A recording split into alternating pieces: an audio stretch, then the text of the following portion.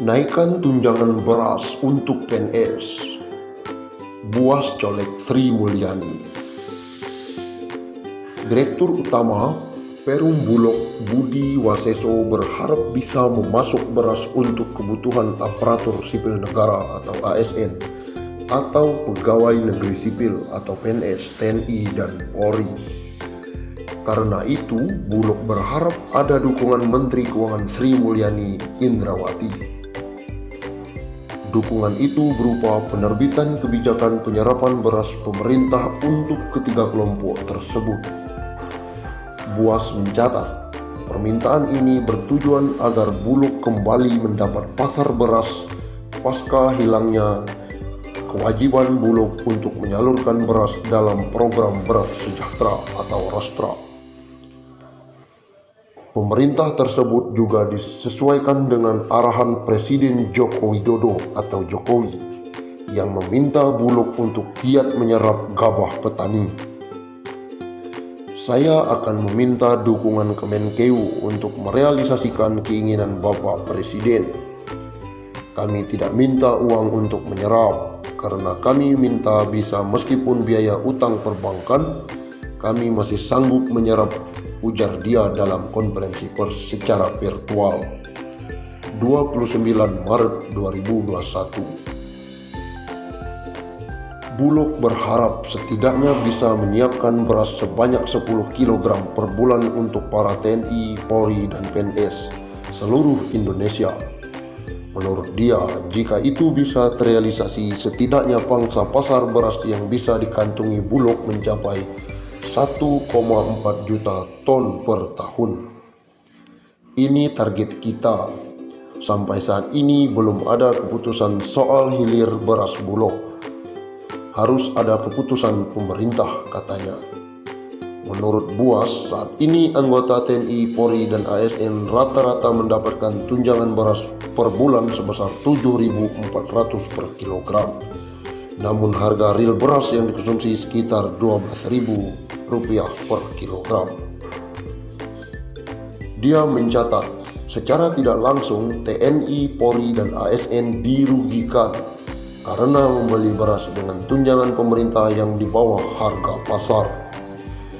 Buas juga berharap Kementerian Keuangan bisa menaikkan besaran tunjangan beras bagi ASN, TNI, dan Polri menjadi Rp10.769.000 per kilogram.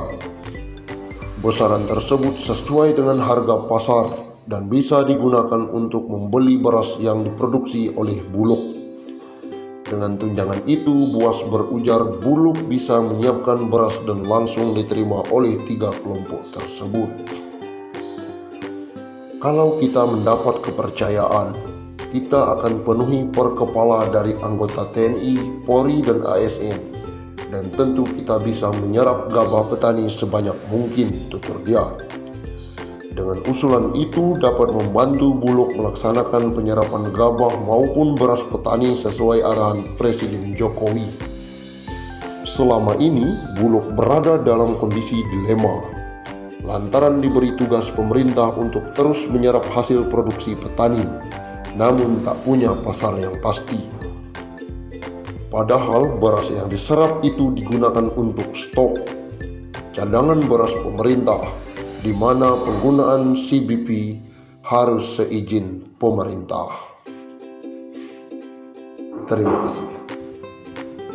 Dikutip dari laman CNBC Indonesia, Jakarta, gaji pokok pegawai negeri sipil atau PNS atau aparatur sipil negara atau ASN pada 2021 dipastikan tidak akan berkurang alias penuh tanpa adanya potongan meskipun ada rencana pemerintah melakukan perombakan komponen gaji. Formulasi gaji PNS ditetapkan berdasarkan beban kerja, tanggung jawab, dan risiko pekerjaan. Seperti diketahui, pemerintah saat ini berencana untuk merombak komponen gaji. Pembahasan itu saat ini tengah dibahas oleh kementerian atau lembaga terkait melalui koordinasi Badan Kepegawaian Negara atau BKN.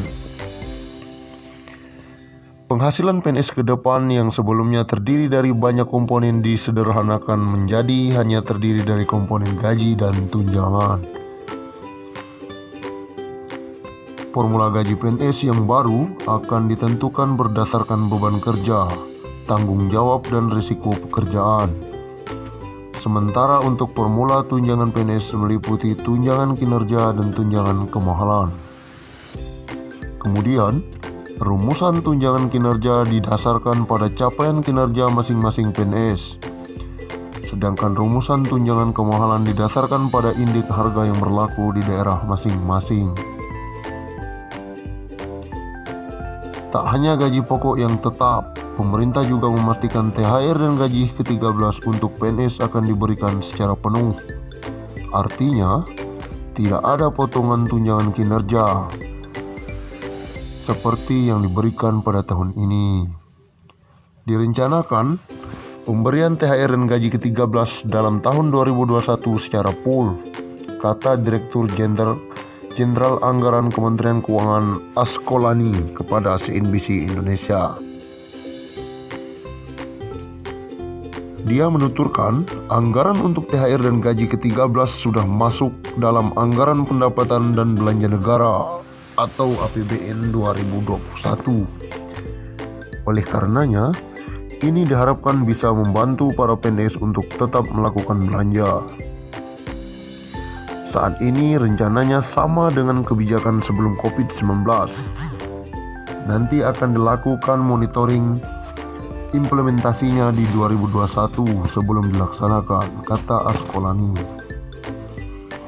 Badan Kepegawaian Negara atau BKN mengatakan saat ini pihaknya tengah mempercepat perumusan kebijakan sebagai bagian dari proses gaji PNS, salah satunya dengan melakukan reformasi sistem pangkat dan penghasilan, termasuk di dalamnya gaji dan tunjangan serta fasilitas PNS.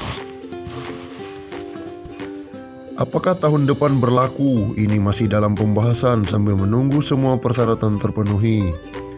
Terlebih sekarang pemerintah fokus kepada penanganan COVID-19, ujar Deputi Bidang Pembinaan Manajemen Kepegawaian Haryomo Dwi Putranto saat menjadi pembicara dalam Rakornas Kepegawaian BKN Virtual 2020.